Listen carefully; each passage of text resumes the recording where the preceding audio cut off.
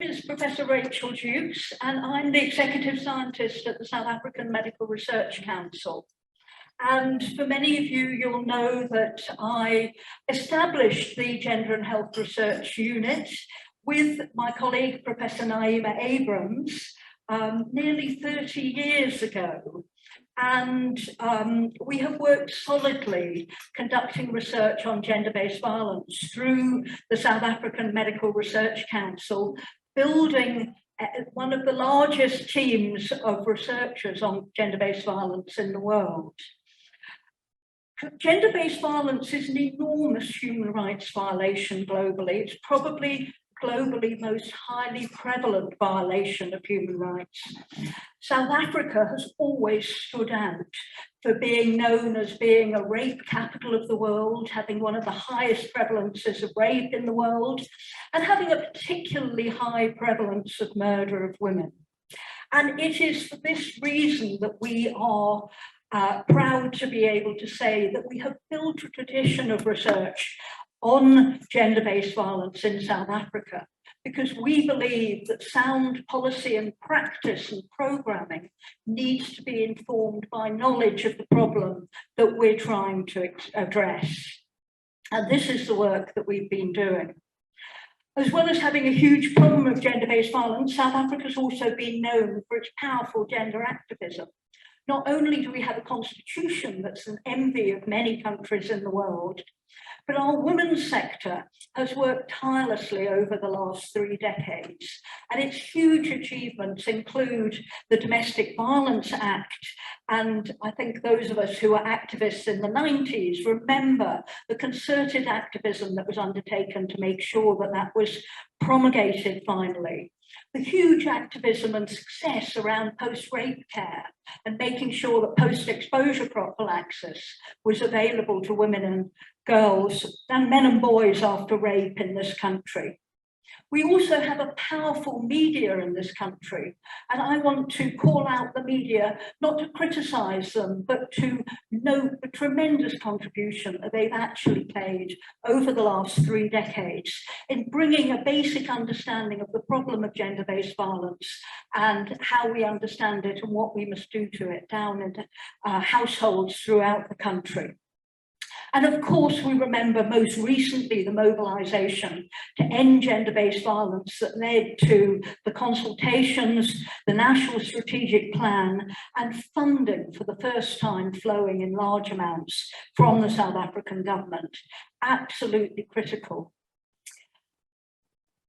We're very, very proud today to be able to build on the tradition of work with the South African Medical Research Council and to feed yet again into activism in this country, knowledge about where we are with gender-based violence in South Africa, what is happening with the major problem of femicide that affects families and homes throughout this country. And we're extremely pleased to be able to present the results of the 2017 study with comparison to the studies conducted in 2009 and 1999. We're very pleased to have with us today most of the researchers who've been involved in the recent research and many of the people who've been involved in studies in the past. I want to say at this point to move on with our programme and to start by introducing the President of the South African Medical Research Council, and to call on Glenda Gray, who's known to many of you for her tremendous activism on COVID over the last year, bringing the vaccine to our communities through the Sisonke trial, and her tremendous leadership and support that she's provided in her years as President at the South African Medical Research Council. So without more introduction, I would like us to hand over to Glenda. Thanks very much, Rachel. Hope you can all hear me. First of all, I want to acknowledge the Gender and Health Research Unit and the leadership of both Naima Abrams and Rachel Dukes for embracing and working on this very difficult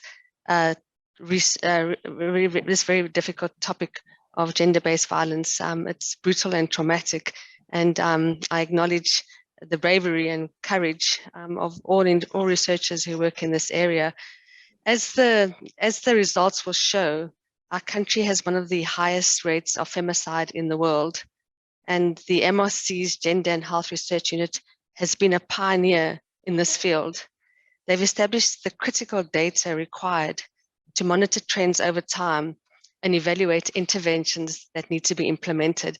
And so without this critical data that they've been able to establish over 30 years, we would not be able to monitor or understand how gender-based violence is changing both in our country and globally. And so this is very important to make sure that you establish critical data in order to evaluate changes over time and your interventions. The study that has been led by Professor Naima Abrams, that you will see today, has shown that femicide is decreasing, especially intimate partner femicide.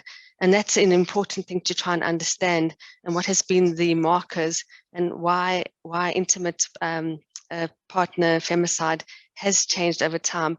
But even though this data will show that intimate partner femicide is declining, it shows that still today 3 women are killed per day by an intimate partner. And I think just over the weekend we've heard some more reports about this. What the studies will also show is that there is lots of missing data from police investigations, and this is an important finding, and we need to try and understand why there is this missing data. Where does the data go? Because these are crimes against women, and we need to make sure that any crime against a woman is policed properly and has adequate data, so that we can understand what's going on, we can get justice, and we can do implementations. And so we definitely need to address that. We also know that all the work that's been done and all the data that Naima and the team will present should lead to various recommendations and lead to further research, so that we can continue to ensure that women in our country and women at a global level are protected against violence in any form, whether it's intimate partner violence or non-intimate partner violence.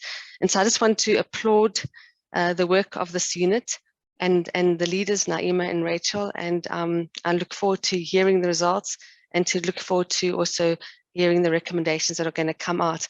And I want to also stress again that we have to be unequivocally direct in ensuring that any crime against women is policed properly, and to enable us to make interventions. So thank you very much for allowing me to say a few remarks, and I look forward to hearing the results of the study. Over to you, Rachel. Thank you very much, Professor Gray. And so now we move on to the main presentation of results. Professor Naima Abrams, who will be our presenter, has worked with the South African Medical Research Council for over 3 decades, and she built the Gender-Based Violence and Health Research Unit with me in the SAMRC. She's worked tirelessly on this subject.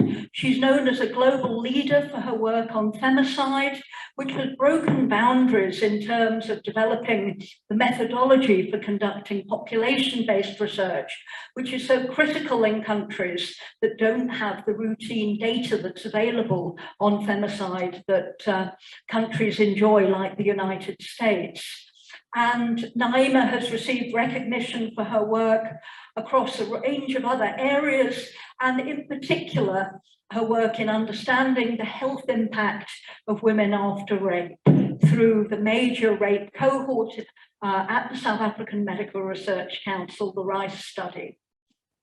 So without further ado, I would like to introduce Naima and ask you to present the results of this work to all of us. Thank you. Thank you very much. Now, yes, okay. Thank you very much for those kind words, Rachel. Thank you very much, Glenda, for the introduction. we are very proudly part of the MRC.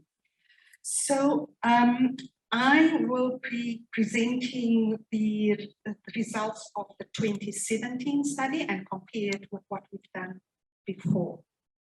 I just want us to also remember it's International Women's Day. It's an important event in the calendar for women all over the world. And what I hope that we see at the end, because the topic is about decreasing femicide in South Africa, is that we acknowledge the work that women has done in the country and across the world. So starting off, first of all, why do we do femicide research? It is the most extreme form and the most extreme consequence of gender-based violence. Many women experience other forms of gender-based violence, and not all of them are murdered. We acknowledge that, but this is when a woman loses her life because of violence. The other reason why we do this femicide research is that there is in our country no other national study that provide us with an account of the size and the magnitude of violence against women overall in the country.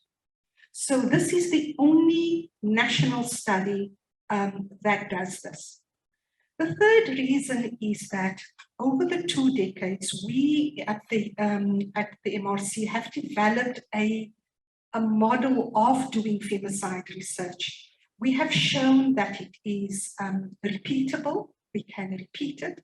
It is possible to do even in difficult situations because all crime is investigated by police as well as a death investigated, an unnatural death by forensics. And we are able to make comparisons across these studies because we repeat the methodology. We can talk many other reasons why we need to do it, but I think those are the 3 main ones. So to tell you just a bit more about the femicide work we have done in the unit. We started off almost 20 years ago and we looked at femicide in the country for 1999. We repeated it 10 years later and we got results on 2009. We're presenting today to you the 2017 results. And in the 2017 results, we actually increased our sample so that we don't just do national estimates, but first time we're going to show you provincial estimates as well. Just to say we are very lucky that we received funding to continue and to look at femicide during COVID. We're currently in the field, we're collecting the data at the mortuaries, and we hope to bring that results to you in a year's time, depending on how quickly we can collect data. So I want to start off by explaining what we mean by femicide and how we define femicide in our study. When we talk about femicide, we are referring to the murder of women overall. So that is where we start. It's our big figure and we refer. We know that this is contentious, that other people look at it differently, that they do say that not all women killed are killed within a gender context, but this is where we start, and for comparison purposes, we keep it like that. Our main focus is on 2 main types of femicide. This is the global best practice, and we look at who the perpetrator is so that our main interest, which is intimate partner femicide, we are able to determine among the women that were killed who the perpetrator is. And the partners, intimate partners here are current as well as ex-partners. It could be boyfriends, it could be husbands, it could be people who are just proposing love or wanting a relationship. Everything else that are not a woman, that are not killed by intimate partner, we include that into our non-intimate partner femicide. And here we include also family members. Again, I know that this is done differently in other parts of the world where they talk about gender killings, but this is the best practice, this is how we do it, and this is how we are able to do comparison. Lastly, we also talk about suspected rape homicides. Very often this is referred to as rape murders or rape homicides. And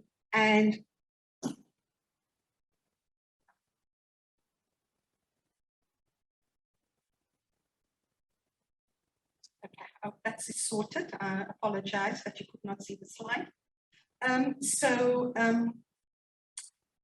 we're aware that there are multiple other forms of femicide, and we can look at it in multiple ways. But for research purposes, this is what we focus on so that we are able to measure the two main types. I want to now briefly explain to you how we do the study. We start off, we have two phases, the phase that's in the forensic pathology services where we start, and the second phase is with police. We draw a sample of mortuaries in the country. We start off by having a list of all the mortuaries in the country. We draw a sample.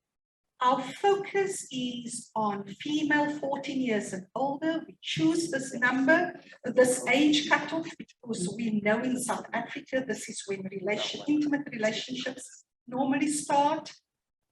And we start by collecting data from the mortuary registers and the autopsy report and the mortuary files. And here we collect data like age, sex, the cause of death, whether it's firearm, whether it's a stab, for example. And this we later corroborate with the police. An important data that we collect at the mortuary is the CAS number, the Crime Investigation Administration number. And this is important because our next phase, we have to go to the police. And this is our linking number. We'll talk a bit more about that and why this is a really important number. Our second phase is we now go and to the police stations and we identify the police officer or the detective who investigated this case using the CAS number. We do an interview with the investigating officer and we ask them to extract data from the murder docket.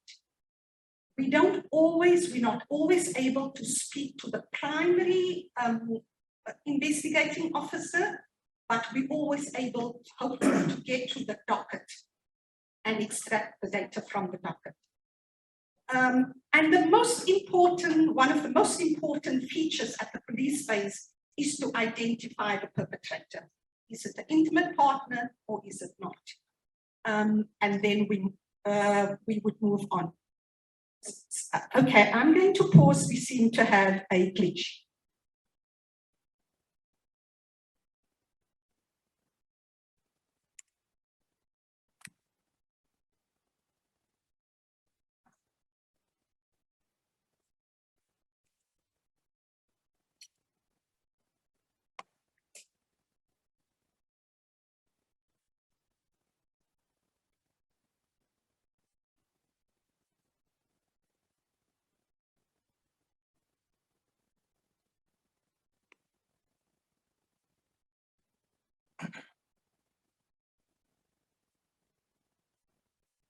I apologize for that. I hope everybody's able to see the slides now. I will just tell Godfrey the next slide. Okay. So I've explained to you the phases that we have done. Next is to just very briefly tell you about how we analyze the data. So our data is weighted because we have a sample, right? And so that's why we call it national estimates. And I told you earlier that in 2017, we sampled a larger group of mortuaries, 81 mortuaries, and this will allow us to give provincial estimates. Now, in order to avoid underestimation of our femicides, because of, and I will show you later, because of a large amount of missing data around perpetrators, we use statistical techniques to impute whether for those cases where we had missing data, to take into account missing information around perpetrators. We can explain that a bit more. So now I'm going to go to the results. So here's the results. This is the estimates on the number of femicides. This is overall femicides, not intimate and femicide yet. And I want us to look at this, to remember in 1999, we had a much larger number of femicides, women that were murdered, and a decrease in 2009 quite dramatically. And this decrease was in line with what was happening overall in our country in terms of overall murder in the country. We saw the same decrease for male murders. So the orange bar is our 2017 data. And here we've recorded a very similar number of women, 2,407 women that we've identified that were murdered in our country for 2017. You'll note that this is very similar to the 2009 data. What why, you might be asking, but isn't that number the same? Why are you talking about a decline in your total? And I think the important thing is for us to understand that over 20 years, our population did not stay the same. Next slide, please. Our population in the country has increased by 30%. So really the number of 2,407, if that was really an increase in femicides in our country, we should have seen this also increasing as our population increased. And we will explain and tell you a little bit more about this when we get to it.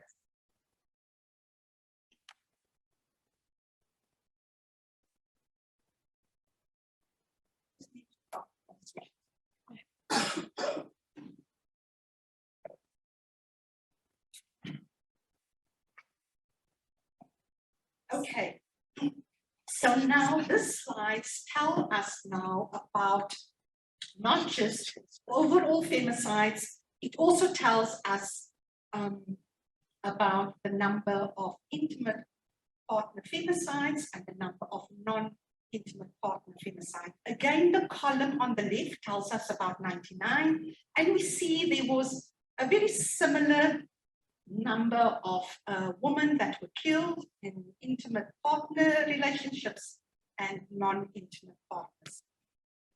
2009, we saw a decrease.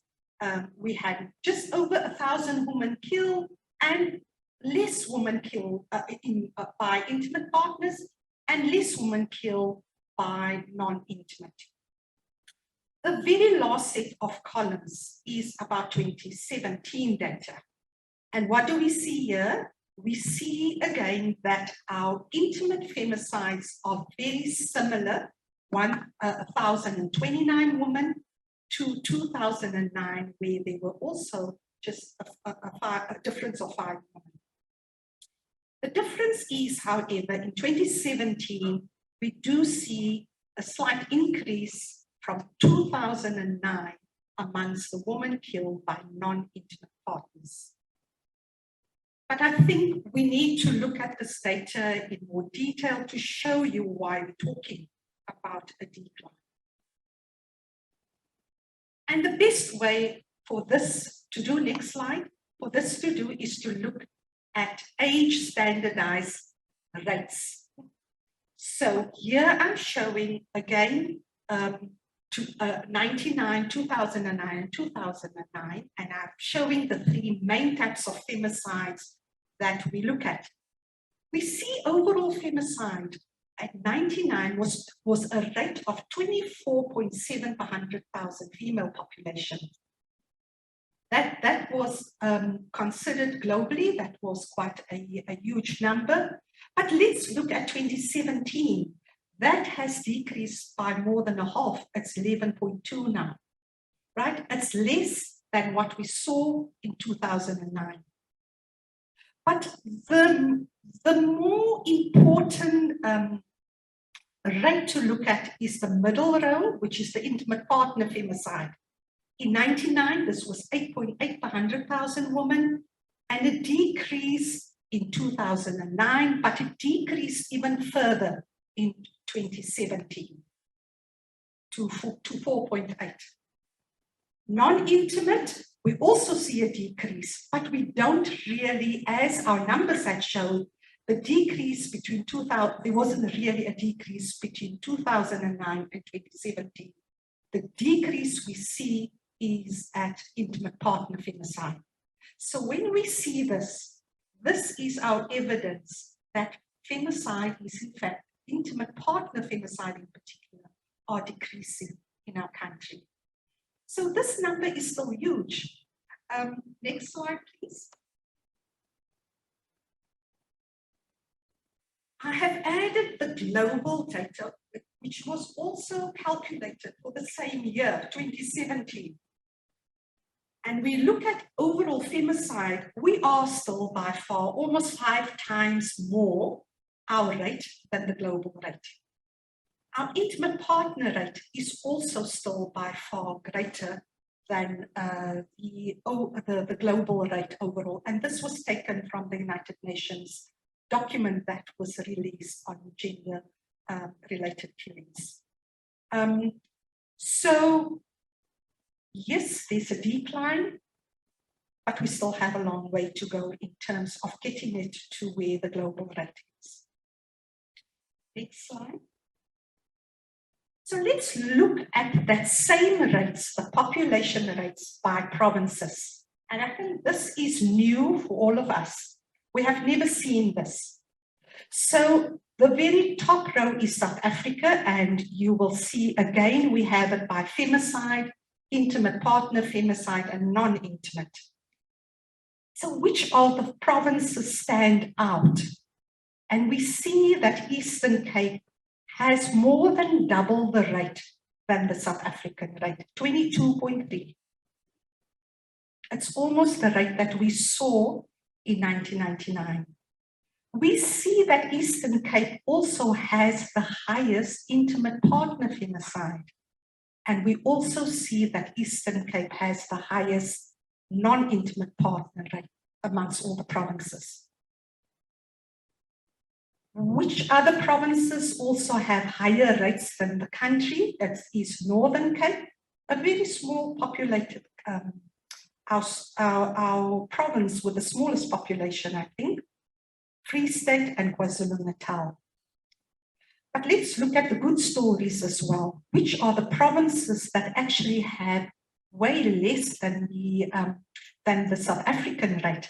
And we see that Limpopo is doing excellent in terms of overall femicide. It has the lowest femicide rate overall. It also had the lowest intimate partner femicide rate, 2.4, half of the South African rate. When we look at non-intimate partner rate, the province that did the best there is Mpumalanga. Next slide, please. So what I'm going to look at next is how are the intimate and non-intimate partner distributed, or the percentage, if we look at cases where a perpetrator information was known. So again, three sets of columns, 99, almost evenly distributed between intimate and non-intimate partner violence. And then there was an increase in 2009 amongst intimate. Intimates, then partner femicide became the leading cause of murder for women in the country. And then we see a swing. We see something different in 2017. we do see intimate partner femicide decreasing to 52.3% of the cases where perpetrator is known. And we do see that we see an upward swing again for non-intimate partner femicide. Next slide, please. So here we have the same distribution of percentages between intimate partner femicide and non-partner femicide for our provinces. So let's look at which province is different from and we use the norm, South Africa as the norm, right? So we see Northern Cape has got a much larger proportion of intimate partner femicides, and only a third of the women killed there, where a perpetrator was identified, were killed by non-intimate intimates. We see also Mpumalanga, 60%, and Gauteng and Northwest have got higher proportions of intimate partner femicide than the country's rate of 52.3. Next slide. So I think it is very important for us to think about, and we know that there are particular groups that are more vulnerable for femicide. And we went and looked for it. And we definitely, and so what we found, we asked about same-sex partners. So this would be intimate partner femicide, right? So in 2009, we had one single case that we got from police, and this was the same for 2017. We'll talk about what that maybe means. However, amongst the non-intimate femicide cases, we know that women are murdered because of gender diverse persons, for example. We know from our media in particular, are very vulnerable to be killed. However, we were dependent on police giving us this information, right? And it is very possible, and we did not find any of the context when we asked police to describe to us what was the context of that murder, what was the motivation. We did not receive information that the motivation were linked to hate-related crime against people who are disabled and who are with people from the LGBTQI community. So does it mean that police do not have this information, or does it mean that it doesn't happen? We don't really have that answer. What we did have was information about sex workers. They're also a really highly vulnerable group for femicide and gender-based violence. And in our 2017 data, we had 6 women that the police were able to tell us that the victim was a sex worker. Amongst one of those women, the police were able to identify a perpetrator, and that femicide became part of our non-intimate partner femicide group. But for 5, the rest of the women, police were not able to tell us who the perpetrator was and were not able to identify. I'm going to move on now to, next slide please, to look at what happened with firearm-related femicides. And again, here I have a column that look at intimate, and the next set of columns looking at the 3 study periods, look at non-intimate. So in 1999, almost a third of women that were murdered with a firearm. And we saw a dramatic decrease in 2009, a drop down to 17%. When we saw that decrease, it was very similar that in terms of what was happening on male murders or male murders as well. And we clearly were able to see that the timing of this correlated very well with the implementation of the Firearms Control Act. The Firearms Control Act were really focused on control and of firearms in amongst individuals, particularly, and the focus was not really on illegal firearms. So here we see in 2017 a very similar level of firearm-related femicides amongst the intimate femicide. What this maybe suggests is that the Firearms Control Act is having still some effect amongst women that were killed by intimate partners. The Firearms Control Act maybe is decreasing the ownership of legal firearms, which we find men who murder women are possibly using. That is what we think we are seeing amongst the intimate partner femicide. However, the non-intimate femicide, we see an increase. There's an increase of women killed by non-intimates by firearms. And again, are we possibly seeing greater circulation?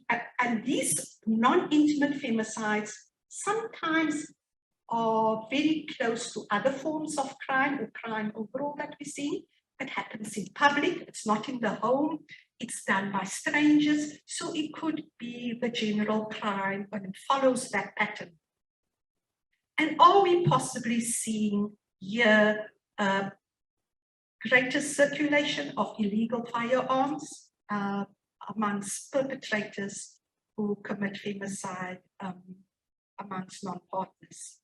This needs to be explored more. We actually need to have really good further research on what's happening with firearms within household.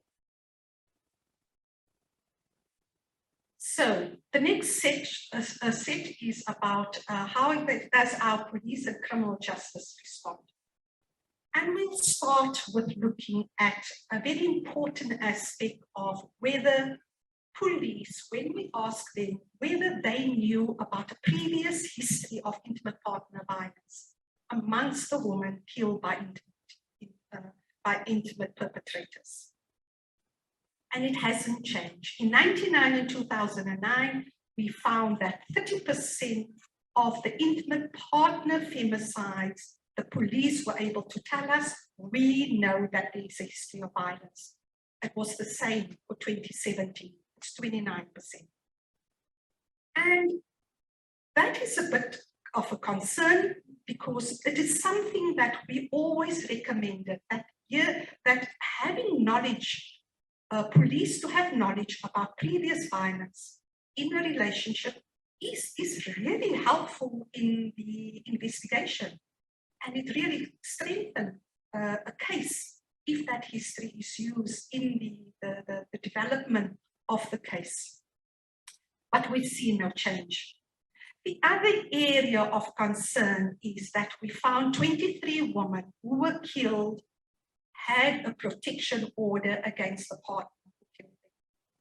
Now, this is a bit difficult to understand. We do not want any woman who has a protection order to be killed. That protection order should be protecting her against femicide, right? But it also a bit disconcerting that women who are obviously in relationships with partners who are abusing them, they do not have protection orders.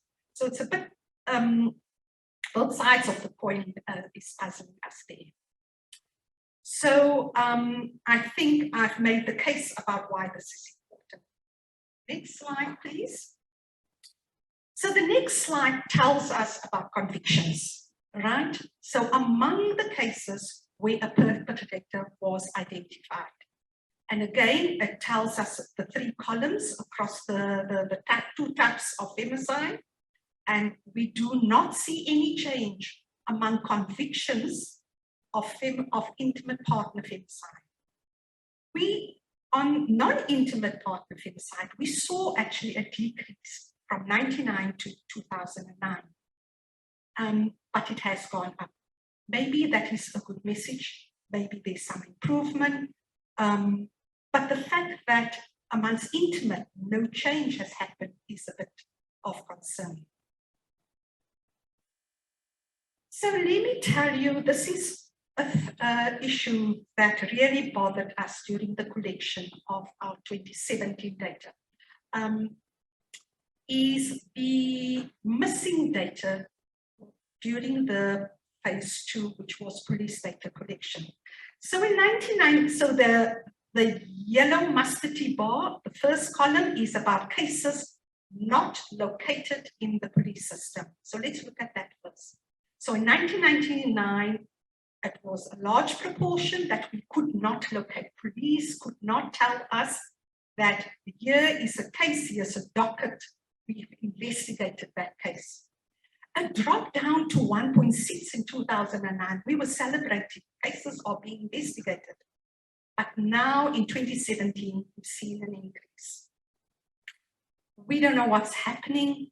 We tried our very best to try and locate those dockets. The other big thing is that when an investigation was done, we asked them about if a perpetrator was identified. Remember, we had to find the perpetrator in order to locate it in which type of femicide.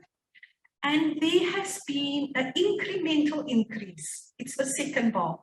In 1999, it was 18. In 2017, almost a third of the cases which are investigated by police, a perpetrator is not identified. The suspect is not identified. And that is one of our biggest problems during this period, was trying to decrease, trying to find a perpetrator. But police would say, yes, investigation done. No, we don't have a suspect. Almost a third of them. And then what was very particular in 2017, we did collect data during COVID-19. We started data collection in April 2020, and we ended last year, in October. 18 months of data collection, which normally would have taken us 8 months, maybe 6 months in other circumstances. So here were about 160 cases that we had from the mortuary, but we could not get an interview with the police so that we could know whether it was really murder, in which type of femicide it fitted in. We don't know. It's possible that those cases were investigated, but it was the most difficult thing. For 18 months to try and get an interview with the police, it was very hard on the researchers.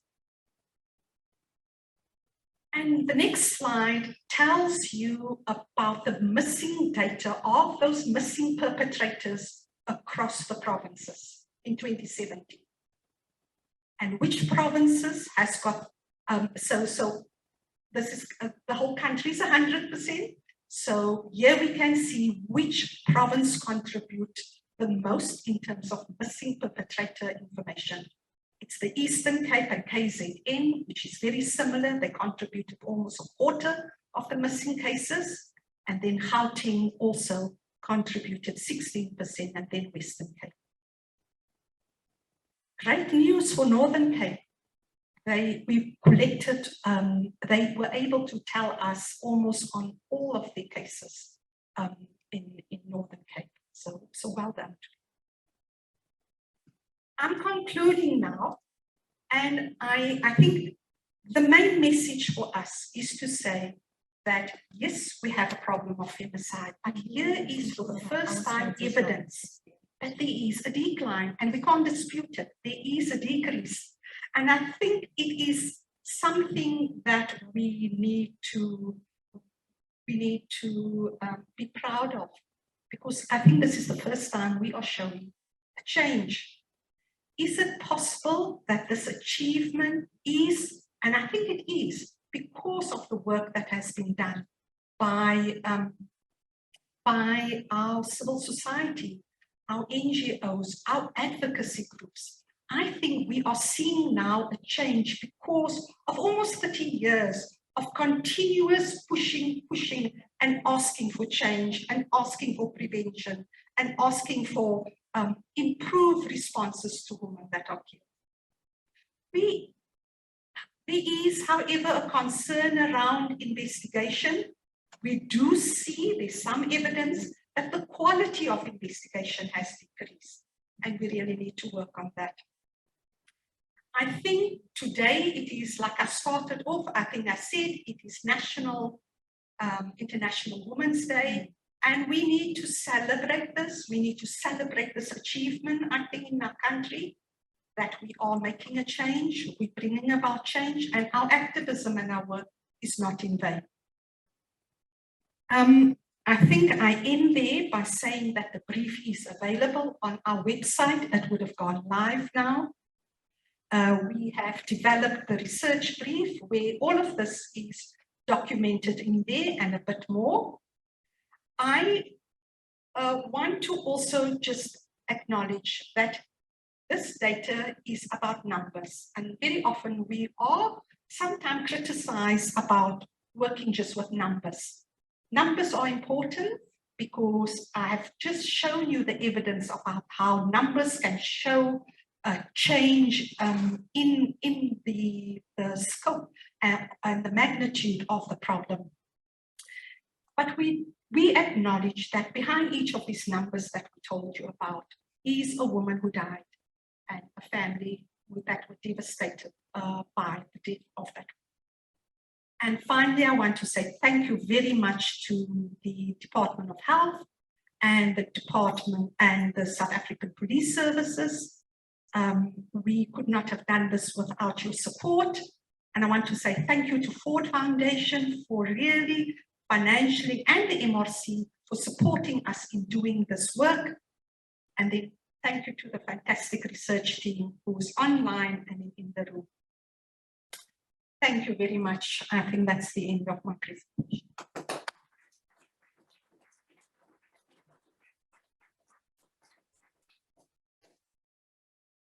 Thank you very much, Naima. It's fantastic to have the results out here. These studies take years to actually collect the data for because of this process of starting in mortuaries and then going to police stations. And they're only conducted because we're able to pull together and enjoy the privilege of working with an incredibly dedicated team of researchers. And so thank you very much, everybody who have spent hours and hours collecting this data, which is often extremely traumatic to collect. And thank you very much for the police and the National Prosecuting Authority for assisting us in this work and for our funders. What we would like to do next is not to take questions, although I'm sure that many of you have burning questions.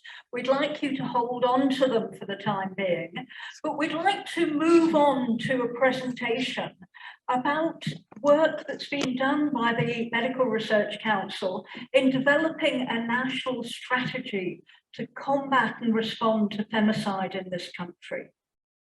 It's incredibly important that we prevent femicide happening, that we take advantage and build on the enormous progress that has been made, as we've just seen over the last 20 years.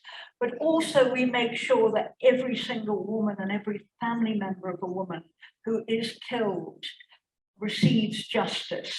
And it's really important that perpetrators of femicide are not able to live their lives with impunity. And so for this work, we need to have a strategy so that we can drive forward the progress that we've made. And we're very fortunate at the Medical Research Council to have been able to work on this over the last year, very closely with colleagues from the Department of Justice. Now, to present the work that's been done, I want to introduce you to Dr. Leanne Ramsumar and Dr. Nwabisa Shai. I believe they're going to present together, but I believe Leanne is going to lead off on the presentation. Leanne is a gender-based violence researcher and research uptake specialist in the Gender and Health Research Unit at the MRC. And she's been conducting gender-based violence research with a particular interest in alcohol-related gender-based violence. And we need to remember that alcohol does play an important role in femicide. And she's been also leading research uptake, translating gender-based violence research into impact on policy and practice, and disseminating the knowledge globally, particularly through her work on the What Works to Prevent Violence Against Women and Girls program, which collected data from across Africa, Asia, and the Middle East. And with her in this presentation is Dr. Norbisa Shai, who's a specialist scientist in the Gender and Health Research Unit. And she's conducted gender-based violence research for over 2 decades, particularly focusing on gender-based violence prevention. She's been integrally involved in the development of the National Strategic Plan for Gender-Based Violence and Femicide, providing technical advice on prevention and research, and she's a very active member of the Violence Prevention Forum. So without more ado, I would like to hand over first to Leanne and then to Norbisa. Thank you. Thank you very much, Rachel, and good morning to the colleagues in the room and also to colleagues online. So this morning, I'm going to present the first half of the presentation on the National Integrated Strategy on the Prevention of Femicide in South Africa. So you've seen the numbers from Naima and we understand the magnitude of the problem. And I think we're also at a very rare and important moment in the fight against femicide, where we now have both civil society action as well as government commitment to preventing femicide. And so this is what the presentation is going to be talking about. The National Femicide Prevention Strategy was commissioned by the Department of Justice and Constitutional Development as part of government's response to curb the scourge of gender-based violence more broadly, but also the extreme form of gender-based violence, which is femicide. So this was the team. All of us have been introduced individually. The femicide strategy was, its development was led on the research side by Professor Naima Abrahams, together with myself and Dr. Norbisa Shai. And prior to the development of the strategy that I'm going to talk about today, there was already a femicide strategy that was being developed.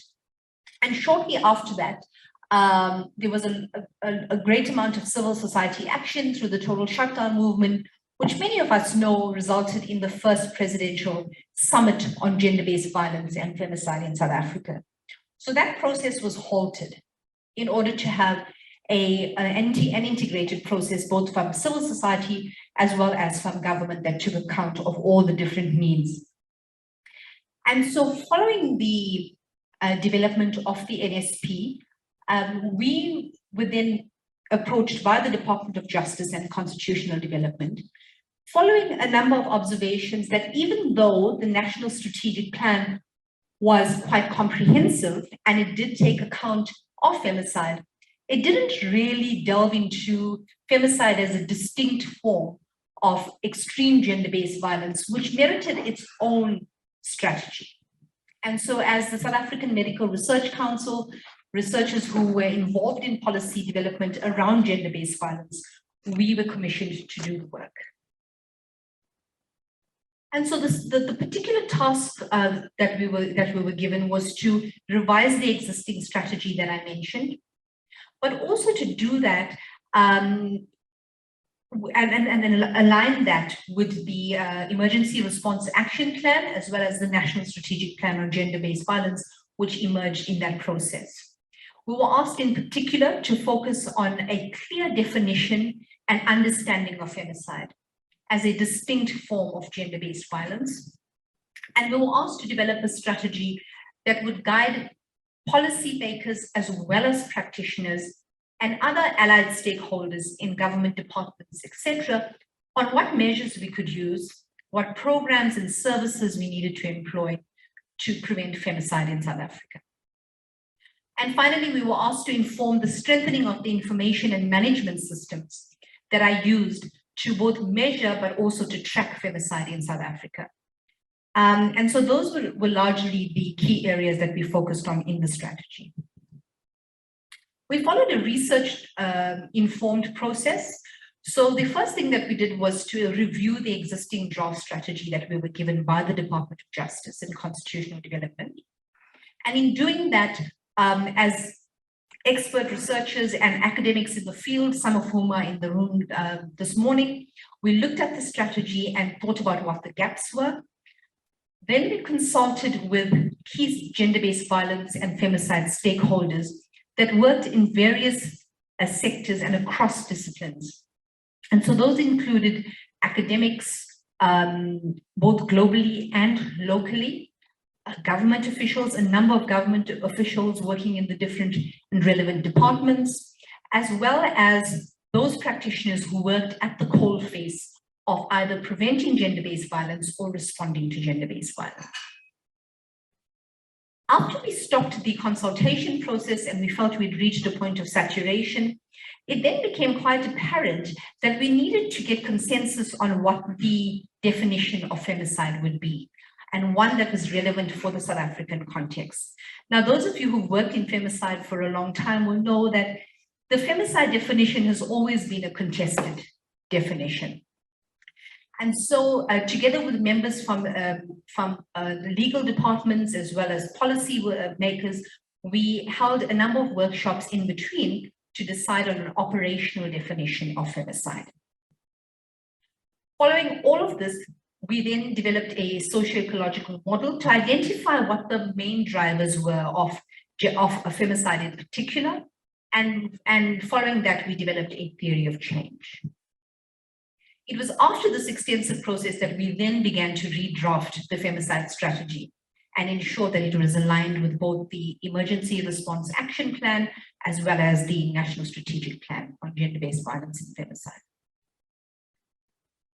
Once the draft was complete, we then consulted with the Department of Justice and Constitutional Development first, and this piece of work was actually asked for specifically by the Intersectoral Committee on Domestic Violence and Femicide.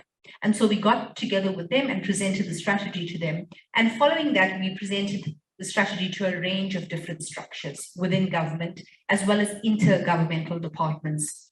That, for example, committees that worked on the NSP, and in particular the Pillar 3 on justice, and a number of other inter-ministerial committees that were tasked to look at the NSP. We've also then presented to a number of committees within the Department of Justice itself, and we're aiming finally to present this to the Interministerial Committee on Gender-Based Violence with the ultimate aim of taking it to Cabinet. I already explained that we needed to spend a lot of time talking about the definition of femicide, and particularly one that is relevant to the South African context. And after many deliberations, we finally arrived at a working definition and agreed that this will not be used for legal purposes, but for operational purposes and for tracking and managing data related to femicide. And so we agreed on it as femicide being the killing of a female person, regardless of that person's age, gender, identity, or sexual orientation, whether committed directly or indirectly by another person. And that would be the broad definition. But also reflecting the trends and the patterns of femicide that occur in South Africa, like you just saw from Naima's presentation, we recognize the need to focus on two main types.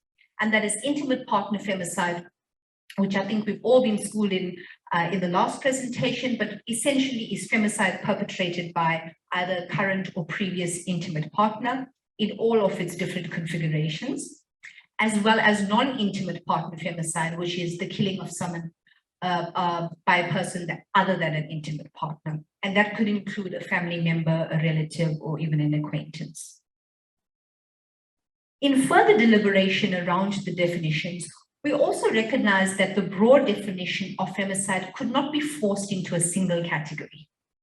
And one of the reasons why we continued to deliberate, and praise who you'll hear from in a moment, was particularly keen on ensuring that we outlined this quite comprehensively, that we wanted to recognize that femicide can fall into different subtypes. The first one is sexual femicide. So femicide that has some component of a sexual act. And then we had femicide that's related to discrimination. And this is usually as prescribed by the what is known as the PEPUDA Act, or the Promotion of Equality and Prevention of Unfair Discrimination Act. And it includes discrimination or femicide linked to discrimination on a whole range of different fronts: gender identity or sexual orientation, disability, albinism, racism, etc. And an example of that would be, as Naima mentioned in her presentation, femicide of a person identifying as LGBTQI or gender diverse. And then there was another category, which is femicide linked to cultural and religious practices. And often we've seen media reports of femicide linked to witchcraft accusations, as prescribed by the Witchcraft Suppression Act. And then a few other examples. And then the third category is femicide linked to specific victim identities. So again, as you saw in the previous presentation, femicide that was related to sex work, gang-related crime, or human trafficking. And then there's another category, which is femicide, suicide, familial femicide, extended femicide, and serial femicides.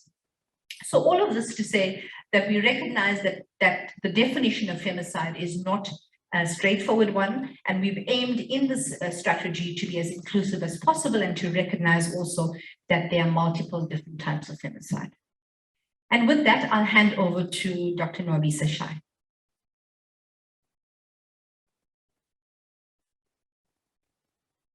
Good morning, afternoon, good evening to everyone in the room and online.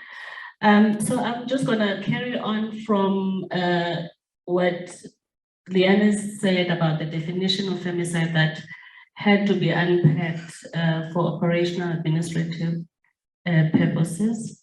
And so in the process of us trying to get to a point where we could come up with key recommendations for the femicide prevention strategy, we looked at a number of steps to try and identify the drivers or risk factors of femicide in South Africa. And one of the things that we did was to actually do a desktop review, as Leanne has said, and there we were able to identify some of the risk factors in the country, but also globally, because of limited research around risk factors for femicide in general, particularly femicide that is perpetrated by a non-partner. So what we then came up with in the course of looking at the literature, what we had locally, what the global context was saying about what drives femicide for both men who are perpetrators as well as women who are victimized, we then came up with and tried to organize the data using a socio-ecological model. And what we didn't have in the socio-ecological model was the institutional element, the institutional levels, where we could say these are the different ways in which any actors, organizations, government, and all of the people that are responsible around developing for some form of response, what they were able to do or not doing, and especially around, for example, policies as well in our country. So we came up with and identified and plotted the kinds of research findings or from our desktop research where the challenges were. And on the screen, you are seeing some bolded elements in there. And we apologize that our slides from now going forward are going to be so dense.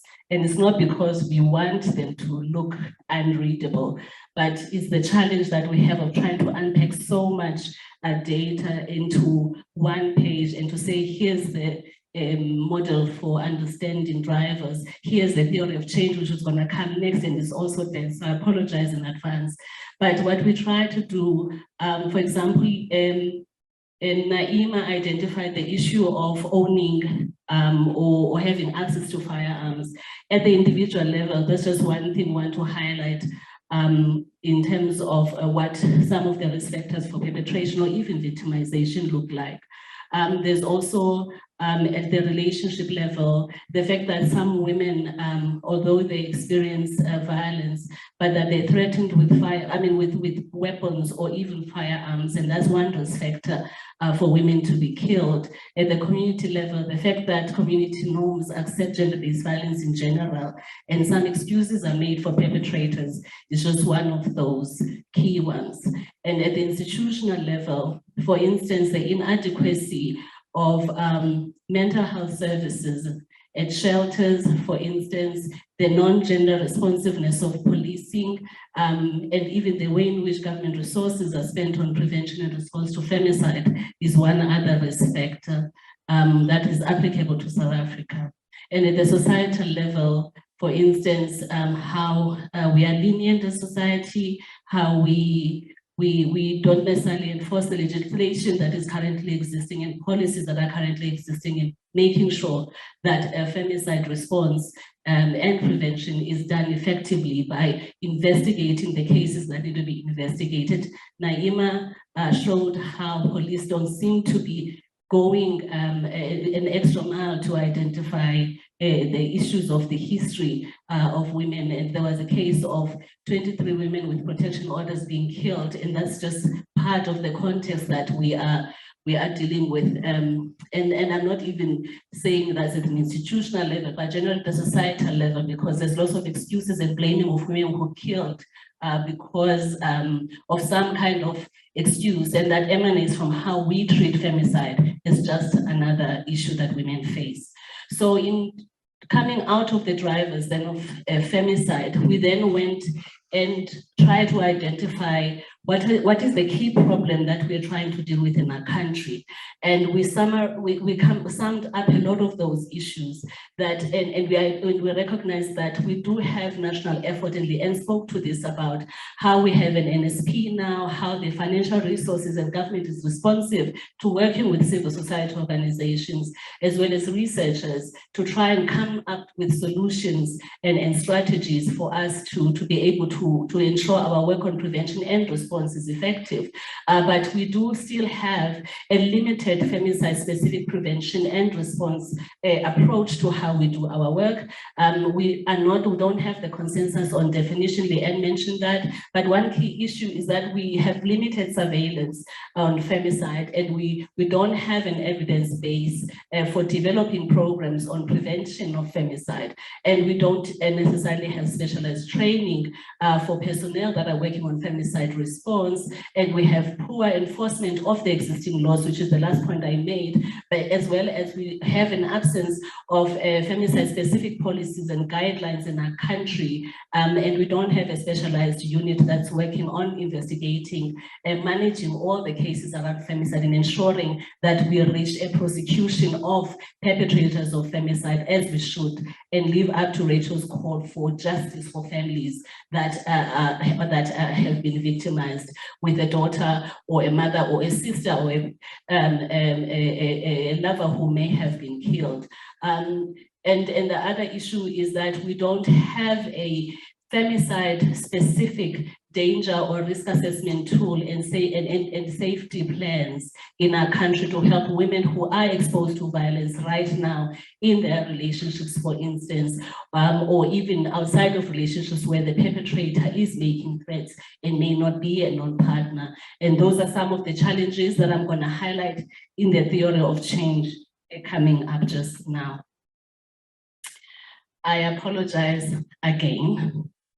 So I've already spoken to the bottom line around what the problem that we're dealing with is, and some of the interventions that we have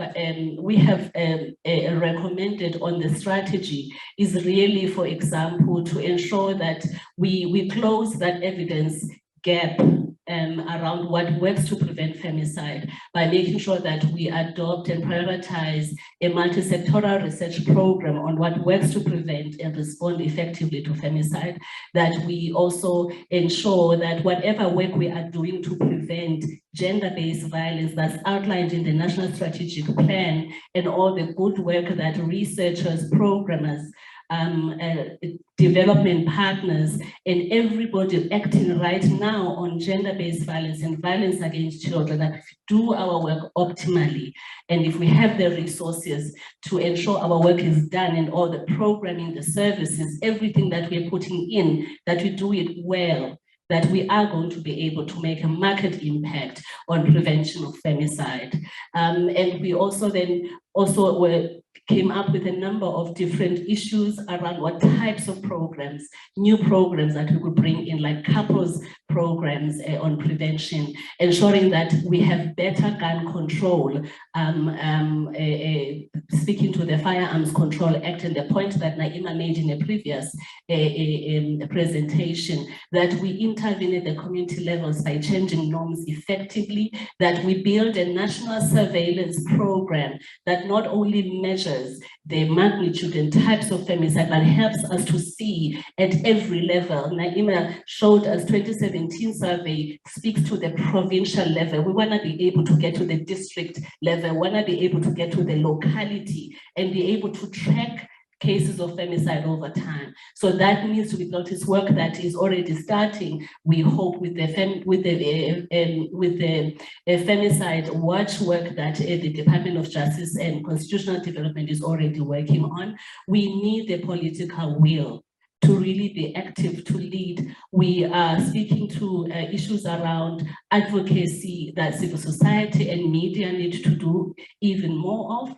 And so there are many other issues that we are coming up with in what I'm going to show you in the next page. But I just want to emphasize about the kind of work that needs to be done is that if our work on femicide prevention is driven by evidence and practice, if what we practice and we do, we know works well, if we continue to do that and ensure that every piece of work that we do, every approach that we engage in is based on what we know works well, and it has gone through some testing instead of just picking up one thing and then dropping off and coming up again with new strategies because they seem to be working elsewhere. We need to really base our work on evidence and practice that is known to work well. I would really want to emphasize that. We also need to have a conducive national framework for intersectoral collaboration on the work on femicide prevention and response. We need to ensure that we strengthen our capacity to do this work. We have champions in departments, in the police, in justice, in civil society, in research, and in every other area that is really giving their best. And we need to harness and strengthen the capacity of the people that are doing this work, support them, and not label them as people who are sensationalists and taking this work too seriously or too far, because it is real. We need to ensure that all the sectors that we are working with are able to address all of the different contributing factors to gender-based violence, the structural inequalities and poverty that our communities face, and that also includes perpetrators, the issues of mental health that are inadequately addressed in our country especially. We also need to make sure that we're able to whatever work we're doing, it has all of those elements addressed. I'm going to move on to just highlight something that we acknowledge in the strategy, that there is already a risk assessment and safety plan tool that is applied for intimate partner violence cases. So when women appear and come for a protection order at the police station, when there is a process that they can be taken through. And this is something that's important because I'm going to talk to it in the next slide as one of the key strategies taken from this piece of work on IPV prevention. And we're going to talk about a little bit about how we propose it be taken forward. So jumping from the theory of change, we then identified 5 key strategic objectives for the national strategy to prevent femicide. And these, we identified them as what could be implemented reasonably within a period of 5 years, short to medium term. And this is what we thought was realistic, and some of the work has already begun in South Africa already. And the first one is strengthening the legislation and developing a femicide-specific policy and a set of guidelines for prevention and response of femicide. And we also then highlight the need, a strategy on providing leadership and accountability for femicide prevention, and this really also ensuring that there is intersectoral and multi-sectoral collaboration and action to prevent femicide and respond effectively to it. And this also speaks to the resources that are needed in order to ensure this work is able to happen. Strategic objective 3 is around prioritizing a femicide surveillance and building knowledge around what works to prevent femicide. And this is really about prioritizing, developing, and coordinating an integrated information system to monitor femicide in the country, setting up a surveillance system, and also ensuring that there is a rapid response approach to tracking cases and being able to link them up using the information technology that would be coming with the surveillance system. Now, I want to speak a little bit about the strategic objective 4. And here we are thinking about prioritizing a set of actions that would demonstrate that we're serious about prevention of femicide. And this is taking that risk assessment tool and safety plans that I showed you, and adapting those tools for femicide prevention, taking them on as something that we already have that is being implemented in the country, and adapting that set of tools, and then evaluating and assessing how well it is working. And that would be a program that we feel could be commenced, could be started within the next 5 years. And this is something that would really demonstrate our seriousness as a country in ensuring that we are advancing our knowledge of what's working well by taking the tools that we already have in the country. And already risk assessment and safety plans are being recommended globally, but we do need to understand how it works in our country, and that's something that we can prioritize.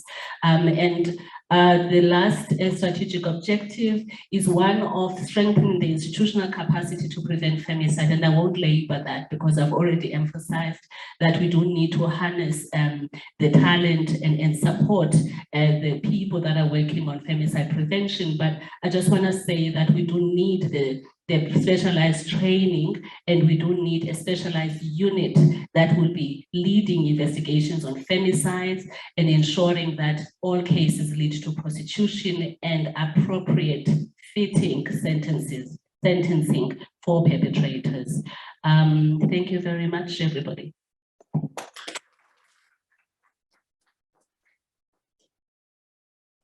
you very much, Leanne and Rabisa.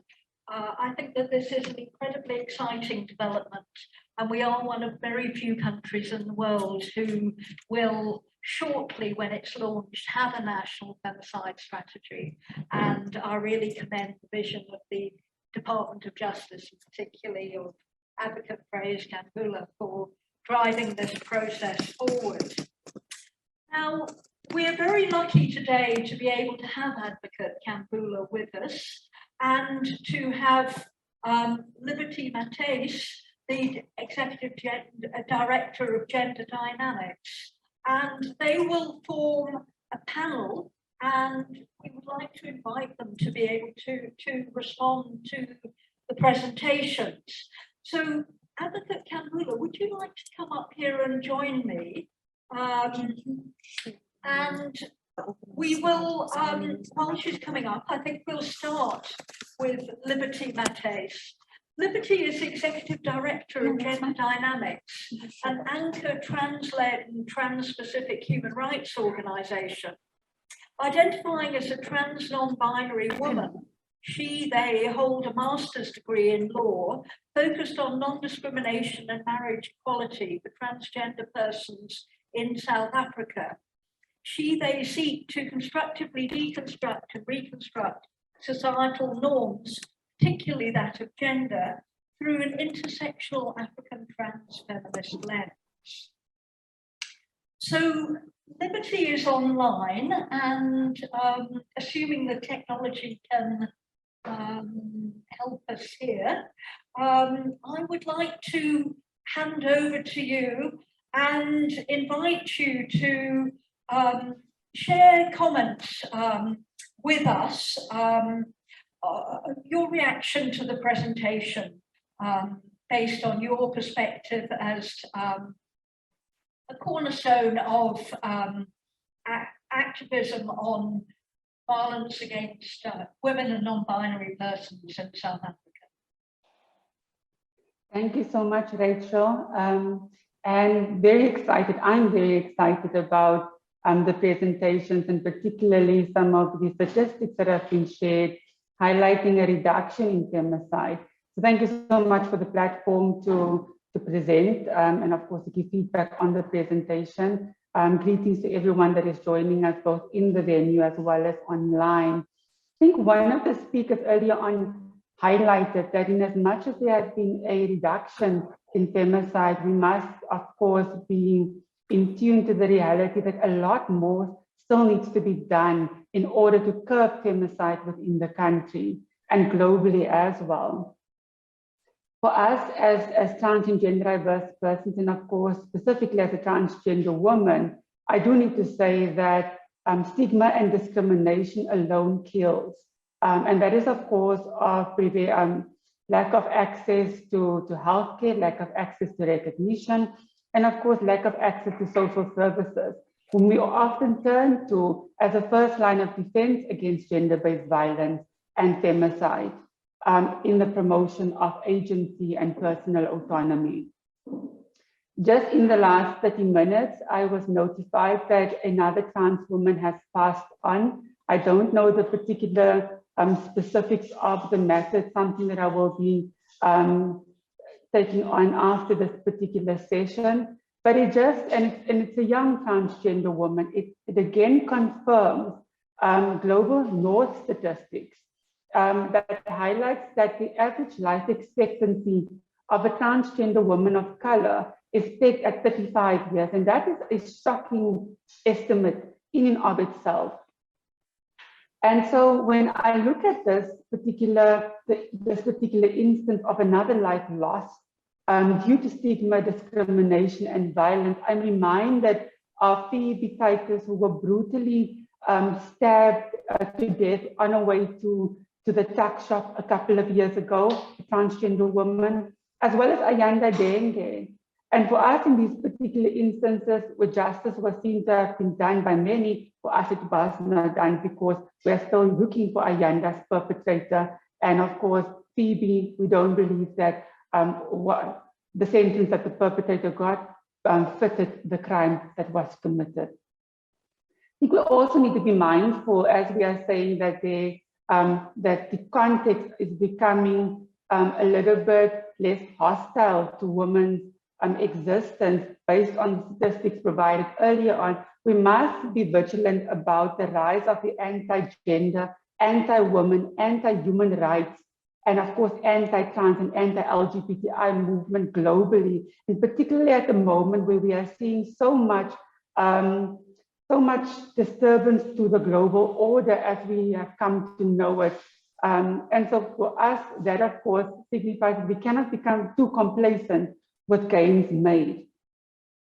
What the presentations highlighted for me is again, the need to recognize trans and gender diverse persons, and particularly trans women, that there's a lack of data, and that was shared by the presenters earlier on, whereby it was highlighted that when the data collection processes unfolded, that not enough information and data was readily available to be able to detail the causes of death for trans and gender diverse persons, but also noting that it is very much invisibilized in a system that is based and has been built on a cis-normative and a heteronormative foundation. And so that lack of data, coupled with the fact that trans and gender diverse persons is in general scared to report harassment and of course instances of violence, compound that erasure, that invisibilization. We are scared to report these particular instances because of fear of secondary victimization as well as re-victimization at points of support. And then of course, looking at how our content is being handled at frontline office spaces by police officers, by investigating officers, whereby they don't have the knowledge and understanding around the intersectional dimension that makes up human identities, often leads to the nuances of our sexual orientation, gender identities, gender expressions not being captured as motives for why hate crimes and of course gender-based violence and femicide is perpetrated against our communities. So I think that is what was highlighted for me.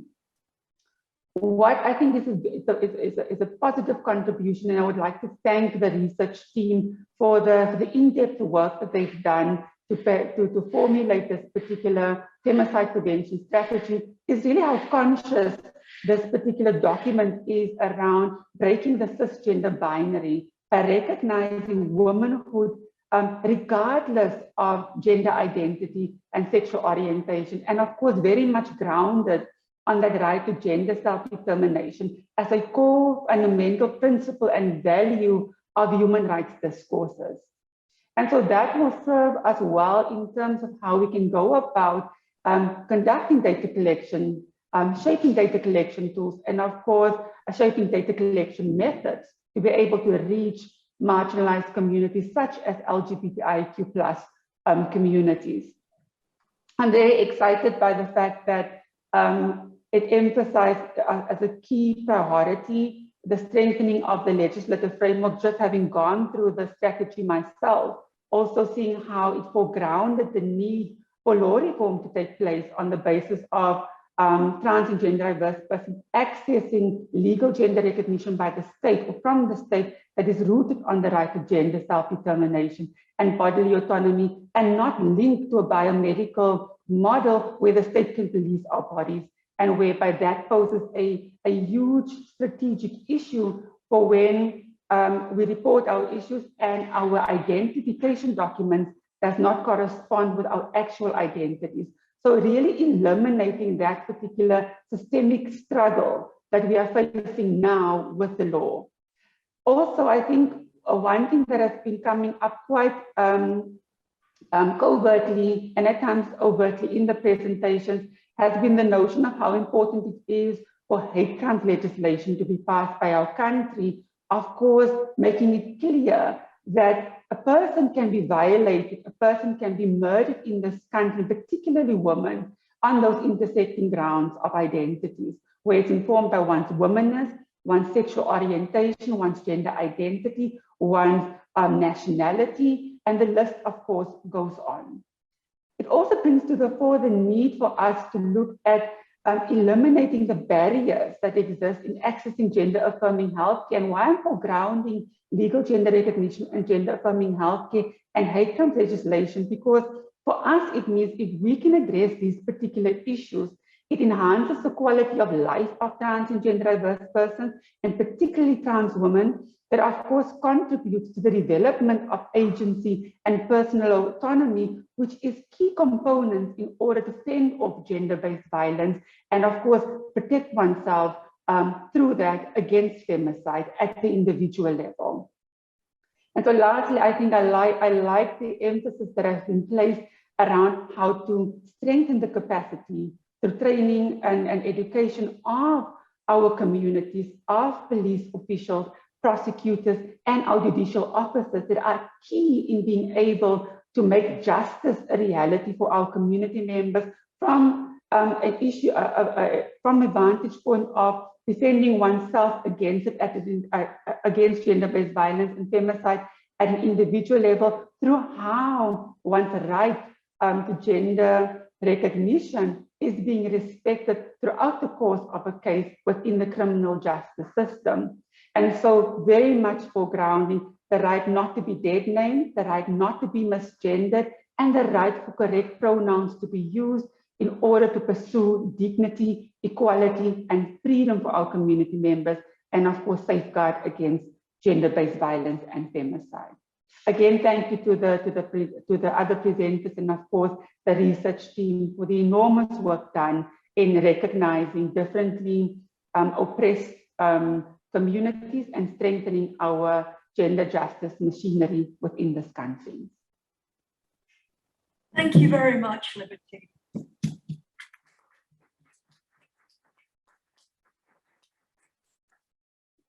I now want to move on to our second panelist, and in fact, I thought she was going to join us here in the room, but I see she's online. We have Advocate Brenda Madamisi Pajivo, and she wears many hats. She's a businesswoman, and she was chair of the interim steering committee on gender-based violence and femicide, a lawyer by training and a gender activist by choice. And she's worked with government in many different capacities, as well as her key role serving on different boards within the private sector. She's one of the founders of Wise for Africa, which is an advocacy organisation founded on principles of feminism. And Brenda, I'm very glad you could be with us here today.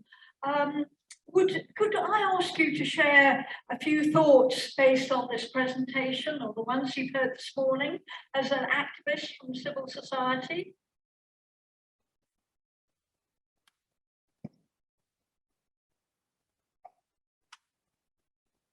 Brenda, could I ask you to unmute perhaps?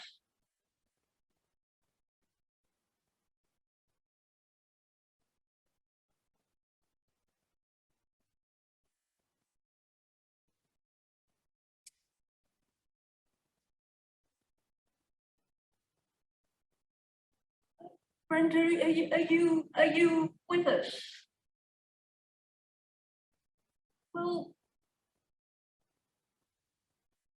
okay, this is a bit difficult. I don't want to spend more time at the moment. We'll see if we can get hold of Brenda. And in the meantime, I would like to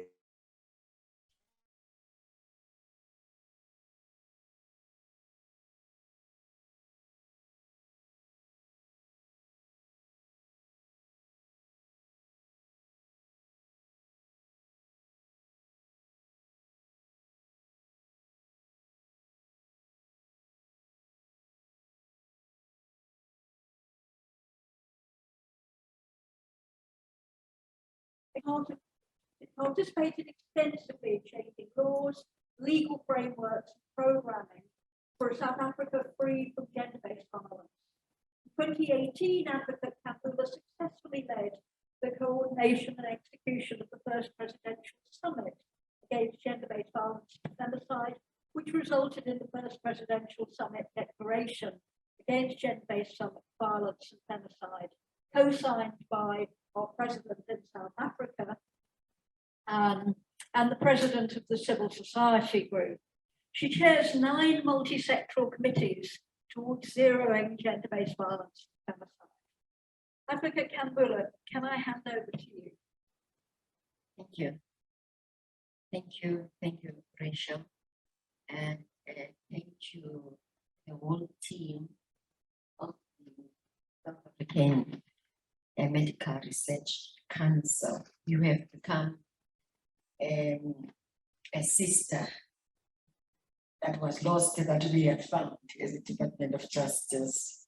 And we are really, really humbled to have you as our partners, because we know that you are the renowned trendsetters in the area of issues relating to femicide, to studies that you produced in the country, national studies that none in the country have ever done.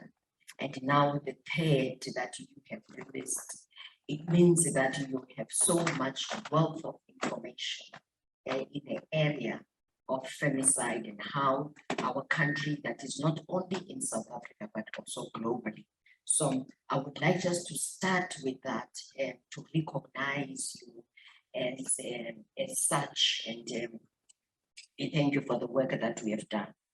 And I'm also happy that, you know, the release of this study, that is the 27th, you know, it's sort of correlated with the release of the prevention strategy. So then what it means is that then we have the baseline, proper baseline on how we should be looking into our programming in the country. What is it that we need to do to prevent femicide? And now having that information that will be helping us then to know where the pressure points are in femicide, which provinces are leading in this offending, and what is it that we need to do in order to sort of rechannel our resources where they are mostly needed. So I'm so happy of this study, and I'm promising that as a department, and also with me in a number of intersectoral committees, we will look into this study and develop action plans, you know, that will be helping us then and tying it with the prevention strategy and see as to what is it that we need to do in South Africa to appropriate our response, our prevention, and also our care and support services. And thank you so much for that. Now, coming to the prevention strategy, of course, as you know, that there is no better.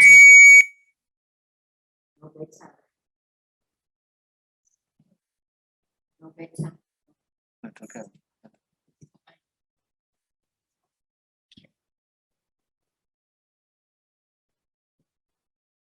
As you know, that, thank you so much.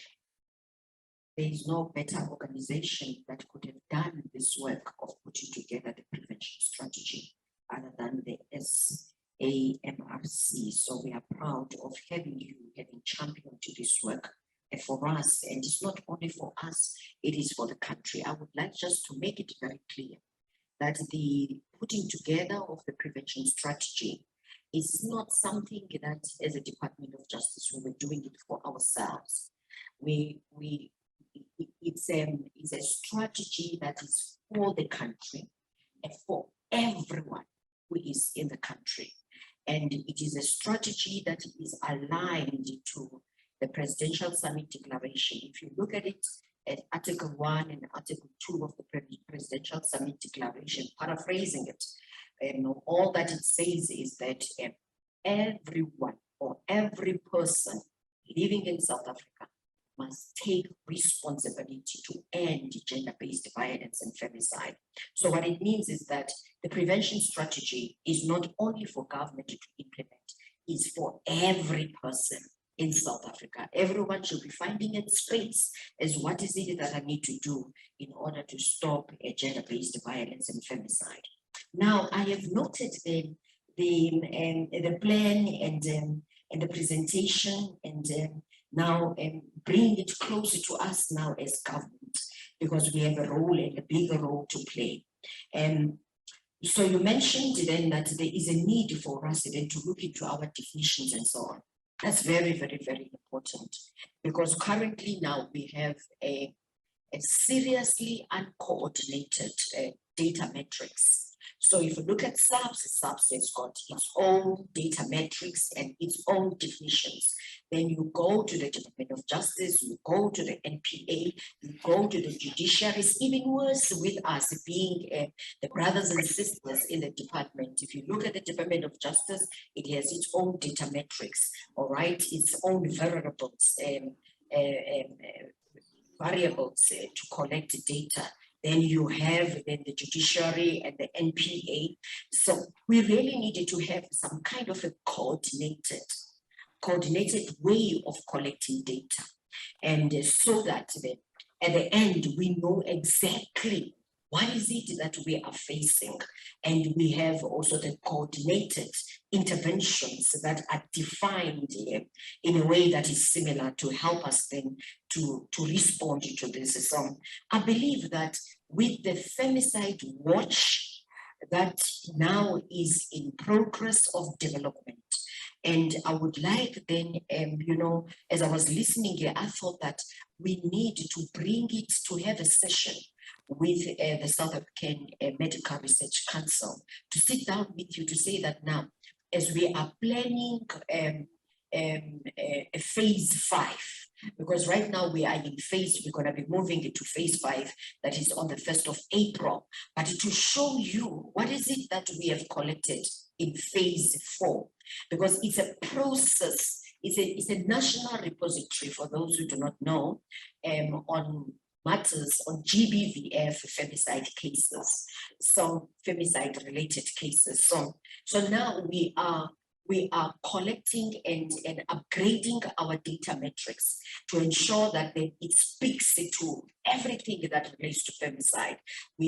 It already has the data metrics that relate to races.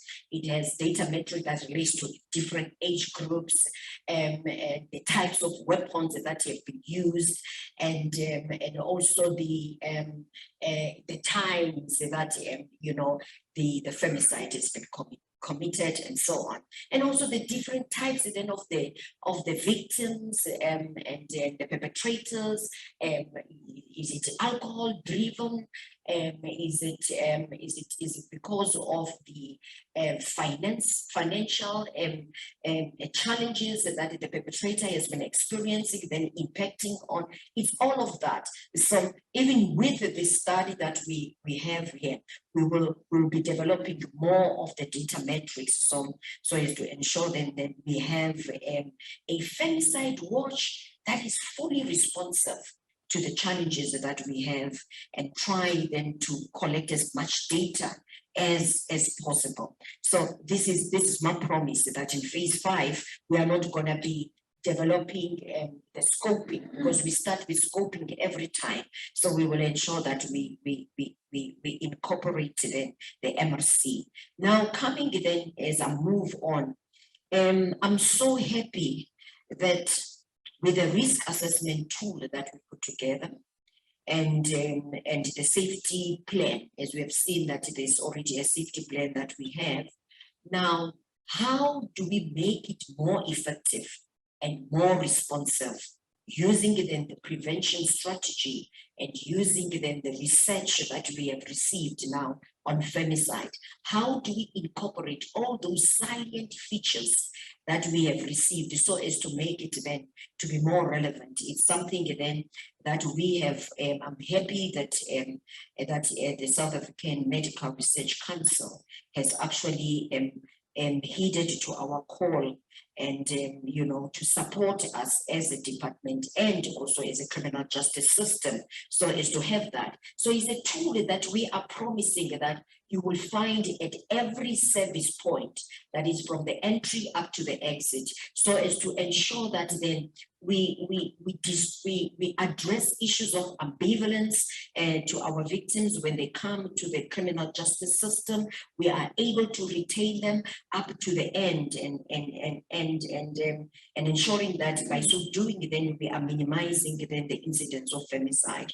Now, the other issue that I think that I cannot end without having mentioned here is that, as you know, that we have these 3 GBV Amendment Acts now. And I will say that Parliament made history by recording a pace that we have never seen before, of putting together and approving 3 bills at the same time within 12 months. It was within 12 months. So we really appreciate that. So as you know, that on the 28th of January, they were promulgated by the president. So now we are working on having them now being introduce into the society now to have the date of the implementation.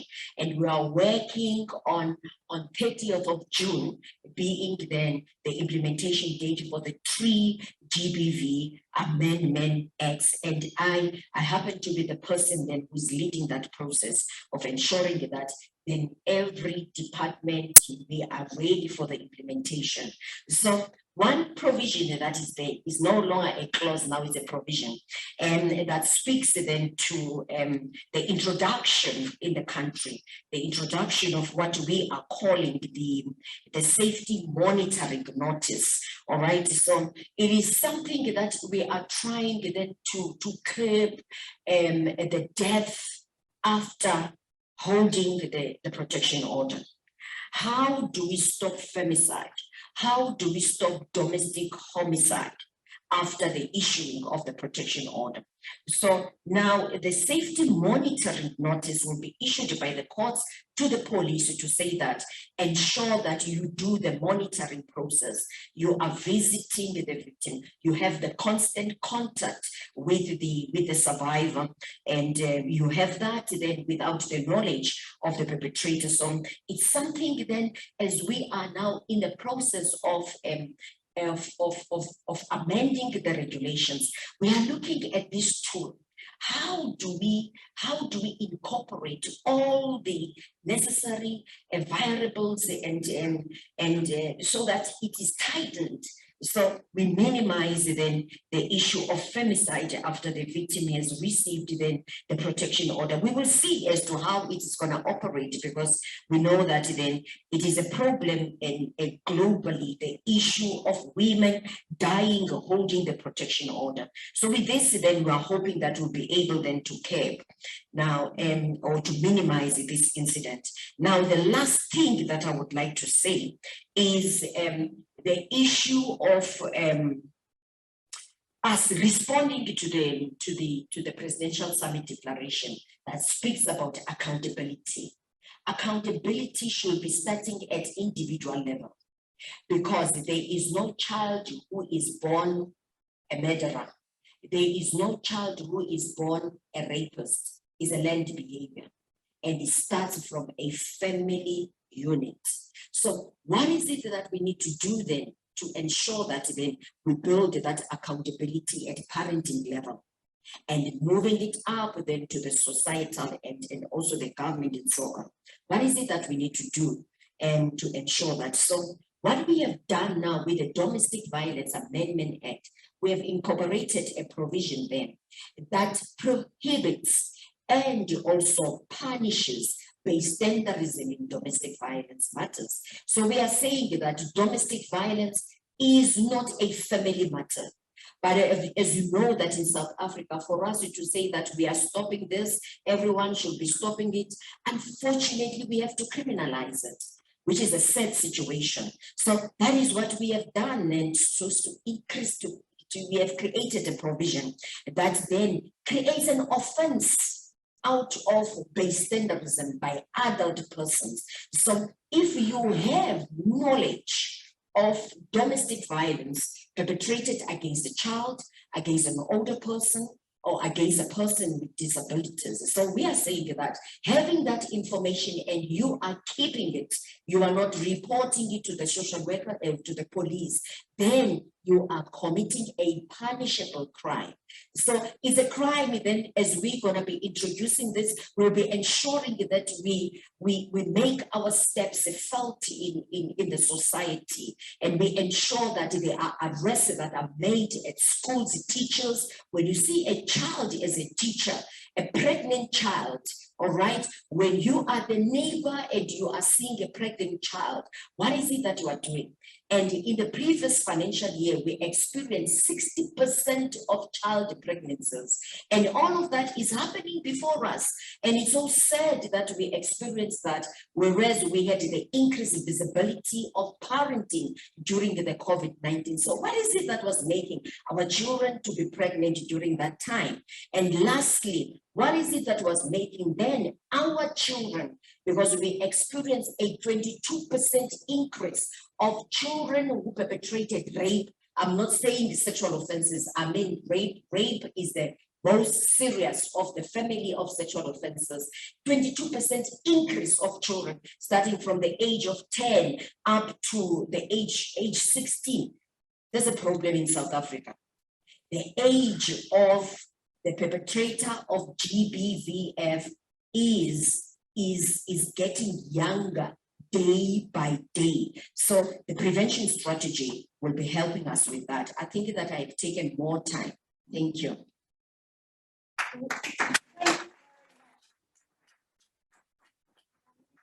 Appreciate your championing of gender-based violence and femicide within the government. Now, I have been informed that Advocate Madamisi is actually online, and I can give you some time, but we are getting quite near the end. So I'd like you to give some remarks, but I have to ask you to keep them short if you don't mind, as we'd really like to be able to get some of the questions in the chat. All right, thank you, MRC, for this great work. I think we're starting to see the collaboration and the coordination that we spoke about and when we were drafting the National Strategic Plan on Gender-Based Violence and Femicide.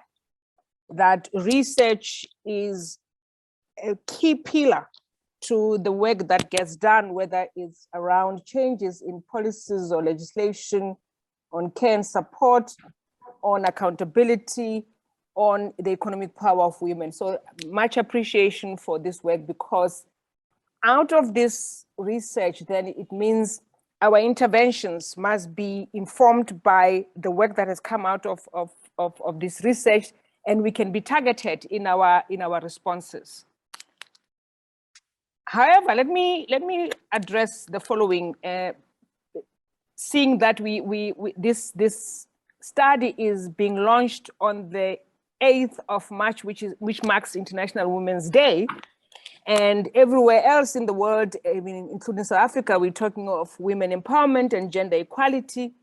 And I've been reflecting that it's over 100 years that we have been saying the same things, and we still, in 2022, talking about the empowerment of women and how we stop women from being victims of violence and victims of patriarchy and victims of power in all its manifestations. So we need to pause and reflect on why it has taken us this long to even freely speak about gender-based violence and domestic violence, intimate partner violence, and speak about femicide. And talk about the strategies that we need to adopt as a country, as a people, on how to stop it from taking place in the first place. And unless, and it goes to the heart of how we carve out the terminology and expect those that are not part of the lingo that we use on a daily basis, we expect them to respond with efficiency and swiftly. And if we look at femicide in total in this country, and the study has pointed out that sometimes it starts with just the violence that has happened. So a woman experiences the domestic violence on a daily basis at home, and no one says anything. Instead, the woman is encouraged to try and find a solution. In fact, it goes further with the South African Police Service encouraging, if I decide to go and report that I've been assaulted, they encourage me to try and resolve it, and they become social workers instead of being law enforcers. And if we have a crisis in this country where 63% of the dockets disappear, and it has come out into the open, that 63% of the dockets disappear in the police service, and we expect victims of femicide and even the families themselves to have confidence in the law enforcement services, then we are fooling ourselves. And I want us to literally in our prevention strategy that we're coming up with, how are we going to ensure that the service meted out by law enforcement agencies, and when I say law enforcement agencies, I include South African Police Service, I include magistrates, I include prosecutors, I include clerks of courts, because the practice, and us as those who are on the ground on a daily basis in dealing with these matters at the respective magistrate courts, what we pick up and what we see is contrary to the policies and the laws that we have in place. You have a sense of entitlement and impunity that comes from magistrates and prosecutors and clerks of courts who will decide on how to resolve your matter and whether you deserve to get a protection order or you don't get to get a protection order.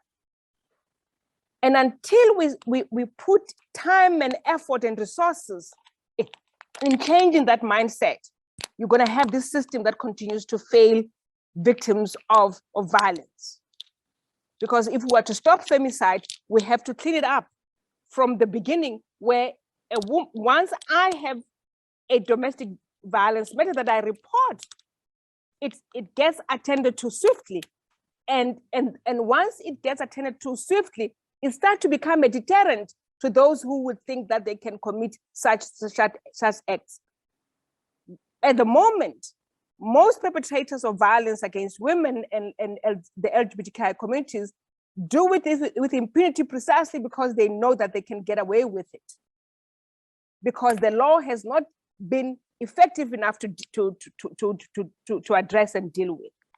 So yes, we've got policies, we've got these pieces of legislation, but it requires that once we raise issues of accountability from the South African Police Service, from the clerks of courts, from the registrars of courts, from the prosecutors, from the magistrates, that action gets taken, and it gets taken immediately, because we can't continue to fail citizens of this country. The second aspect that I wish to address in the prevention is that those that we expect to understand what femicide is all about and gender-based violence is about. And I'm happy that we're beginning to give the gender-based violence and start to start looking at it in the most composite way and give it the necessary attention as individual acts of violence. So you have femicide, you'll have rape, because what we have picked up in our work is that people hide behind GBV and they claim not to understand what GBV is, because we are using this big word being GBV, right? And once we don't say GBV is, and we don't say rape, we don't say sexual assault, we don't say sexual harassment, we don't say femicide, people will continue to hide behind GBV and find reasons why this is not GBV, right? So maybe it's a good thing that we now deciding to be targeted and intentional in having a strategy for femicide, because we call it for what it is and stop bringing it as a gender-based violence and people hiding behind it. So it is femicide, and it is because it's the killing of women, irrespective of their gender, class, race, and sexual orientation. And for me, that's the appreciation of the study, that it helps for people now to focus on it in the manner that is required, because we call it for what it is.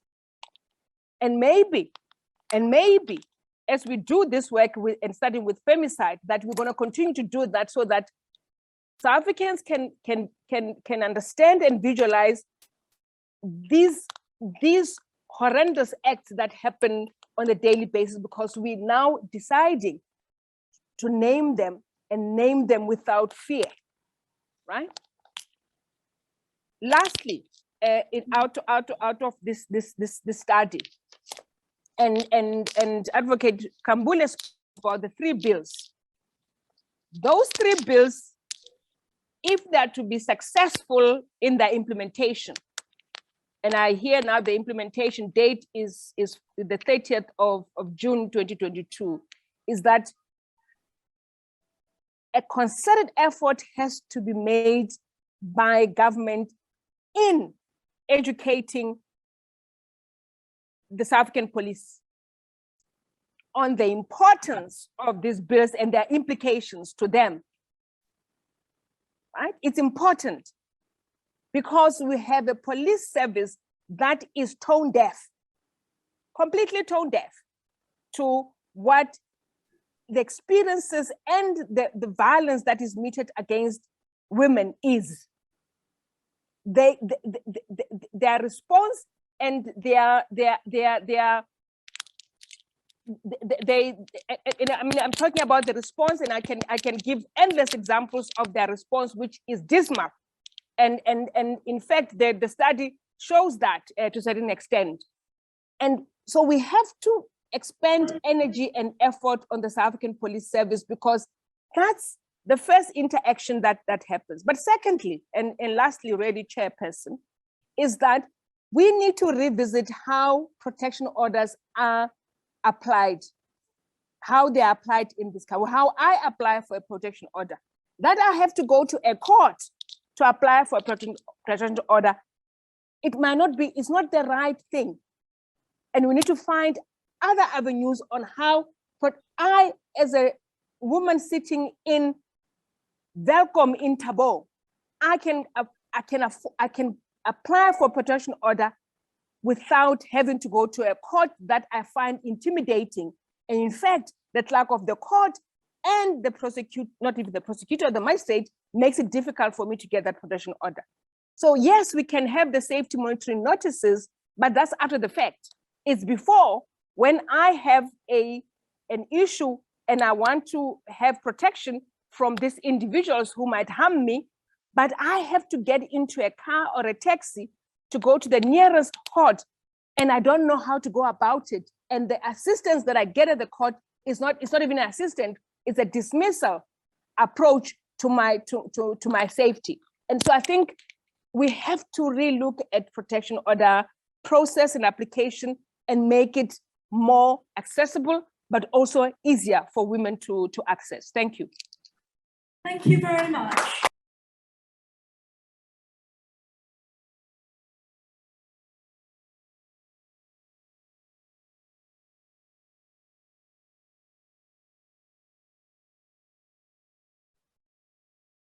Rachel, you're on mute. Sorry. That's okay. Am I okay? Thank you very much. I'm sorry we've run out of time for the panel, but I would like us to take a couple of questions from the chat. And Samantha, I believe that you've had access to them. Perhaps if you could read them all out, and then the panelists can very quickly give us a response. Thanks, Rachel. Yes, I can do that. Can you hear me okay? Yes. Great. Yeah. So I think I've got 5, maybe 6 questions, particularly for the research team. But before that, I just wanted to say that within the chat, there was a lot of support and endorsement for what the respondents were saying, and a lot of appreciation for the work from the researchers. So I just wanted you all to know that there was a lot of appreciation and support. So Naima, there are a number of questions to yourself in terms of what you were presenting. I'll read through them slowly. Maybe you can just jot down. Some of them are in the Q&A function, but not all of them. Okay, so the first one is from Funeka Sokudela, and they were asking, how has the non-reporting and under-reporting and intimidation been accounted for in the study, in the verification of data? So the underreporting, non-reporting, intimidation, how did we accommodate for that, especially in rural communities? They were saying it seems that the Eastern Cape data is an outlier in terms of rural communities. And do we have district breakdowns for the Eastern Cape to see the distribution? So that was the first question. I'm happy to repeat if people need it. Samantha, sorry, we are short of time. Could you just read them out without repeating anything? Right. The second one is from Heidi Stockhall, where she was commenting on intimate partner femicide and expressing surprise that it's easier to identify, that there are less convictions with intimate partner, where it's easier to identify the perpetrator compared to non-partner femicides? And is that because there are more homicides, suicides amongst the first group? And were they excluded in the analysis? Third question to Naima from Dudley Joseph was around the 23 women who had protection orders, asking whether they'd actually made use of the protection orders and reflecting that often people have orders, but they're reluctant to use them. So what do we know about the protection orders? And then the final question to Naima from Candice Luddock, who said, am I understanding correctly, the data shows that femicide has decreased between 2009 and 2017, but we don't have current stats. So if you can clarify those stats. And then the final one is for Nwabisa from Hel Matutu. In terms of the fourth strategic objective for the NSP, could you share any details about who the public awareness campaigns would be targeting? Thank you very much. Over to the panelists. Thank you very much, Sam, for those questions. I'll try and follow what you said. So for Neka, thank you very much for that question about non-reporting and underreporting and verification. For Neka, we totally dependent on what police could tell us. That was in the docket. The only verification, we do not have verification in terms of motive. And for example, whether the person was a gender non-conforming person. The verification was mainly between the mortuary data and the police data. So there was no other form of verification. We took that was in the docket. I know that there's limitations there, but that is how the study was set up. You asked about the Eastern Cape and whether it's an outlier. I think our data is showing that it is an outlier in terms of the rates of intimate partner femicide, as well as non-intimate partner femicide. There's no doubt for us that that is the province that has got the highest rate. You asked about rural. I think many other of the provinces are also rural and not just Eastern Cape. We've not done analysis by rural differences yet. I do believe we have got the opportunity possibly to do it because we've got a large sample of mortuaries. I think that was the last. I hope I was able to answer that for Neka. Then Heidi asked about how is it that non-intimate partner femicide was easier to convict. We don't know. Logically, I think all of us think surely an intimate partner is easier to identify, is easier to investigate, and therefore easier to convict or put through the prosecuting system. We have found there's been no difference across the 18 years of study. The level of conviction has remained the same. Whether that slight increase we've seen in the intimate partner convict, non-intimate partner femicide conviction is linked to maybe use of DNA, we don't know. So I'm not able to completely answer that, but it is almost illogical. I know that is so. The question on protection order was asked whether we know if it was used. We have no idea. We got the information. The question we asked the police, did the woman have a current protection order? Whether it was applied, that information, you must remember, was very limited from the dockets. We actually used 7 questions to try and elicit information about previous intimate partner violence from the police, because we knew just asking one question would not really get us to dig it up from the docket and from the police. There was a question on whether there was a decrease from 2009 to 2017.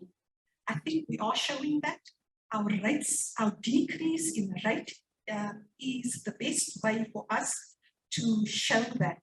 And we have seen, we've seen a decrease from 99 to 2017, but we also see that difference between 2009, in particularly for intimate partner femicide, to 2017. I hope I've answered those questions. Thank you, Naima. Who are the public campaigns targeting? I would say that for femicide prevention specifically, we would need to target adopt a whole of society approach to address our complicity with violence, particularly violence against women, our acceptance and intolerance of violence, changing norms, and particularly focusing on building gender equity. This would really be addressing men and women and gender diverse persons and the young people, and particularly targeting those people that are working with children. And we would need to also ensure that any programming that we do, which would then have this public campaign element, also focuses on how we raise boys and girls and gender diverse persons, so that we can do away with discrimination, with gender inequity in particular, and be able to ensure that we instill a non-violence approach to life, and ensure that there's peace and healing for those who have been victimized in our society. So that's what the public campaign would be doing and would be targeting. Thank you very much. Thank you very much. I want to give an opportunity, if there's anyone here in the room, if we could just take one or two very quick questions. Are there any hands? I can't see anyone's hand. We have one hand. Oh, two hands. Could you keep your questions short, because we are going to have to close. But thank you very much. Okay, thank you very much. Firstly, I just want to thank this opportunity to be part and parcel of this launch. I'm Lieutenant Colonel Zwane from Alexandra. My question to the advocate from the Department of Justice: what are the laws going to do in terms of the people that are going to be advocating gender-based violence against women and children in terms of reporting? Because we know the courts, they need witnesses to come and testify. And then as a violent society that we are living in, those people are going to be much afraid to participate in reporting the incident of domestic violence. Thank you. We'll take all the questions and then have a quick round of answers. Yeah, it's a very short question. I'm not sure we can answer that. What is that which is linked, which increases cases of femicide? That maybe we can. Sorry, I didn't hear that very clearly. I just wonder if you could pull your mask down. Just say it again. My question is, what is that which is lacking, which increases cases of femicide? Thank you.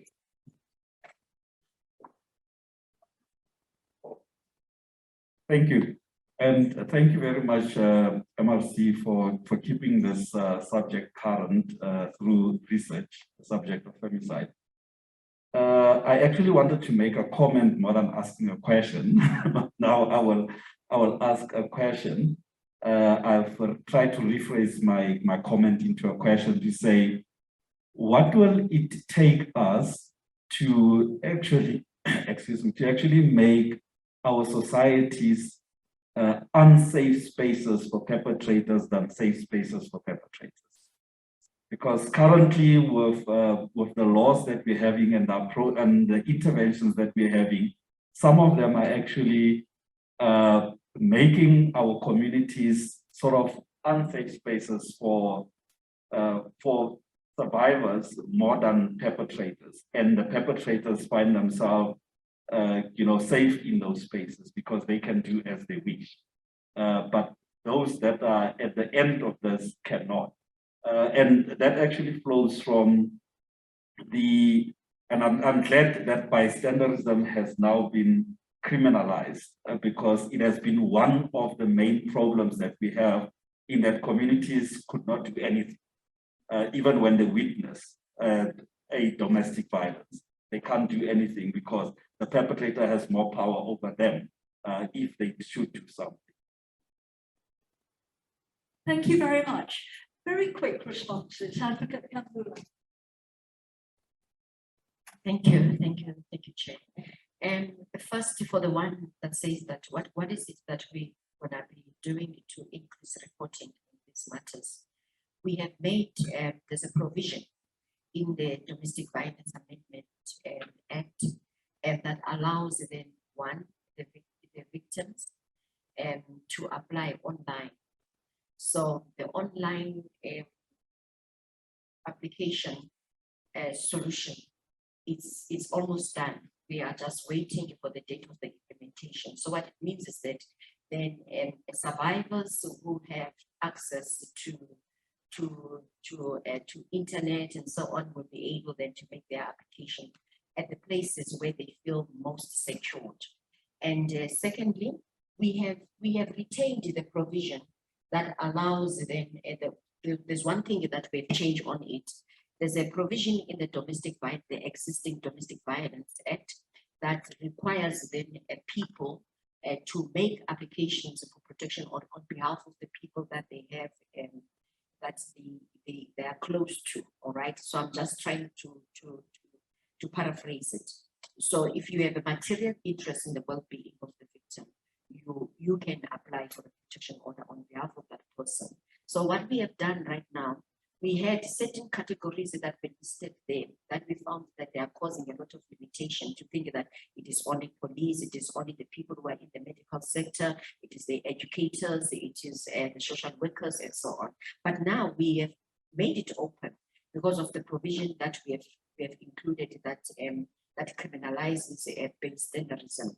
So now people will be able then to make those applications on behalf of the people who are scared of coming to court or to make those applications. Thank you.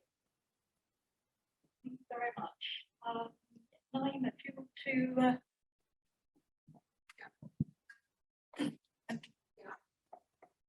Okay, can you hear me? Right. Okay, so there was a question about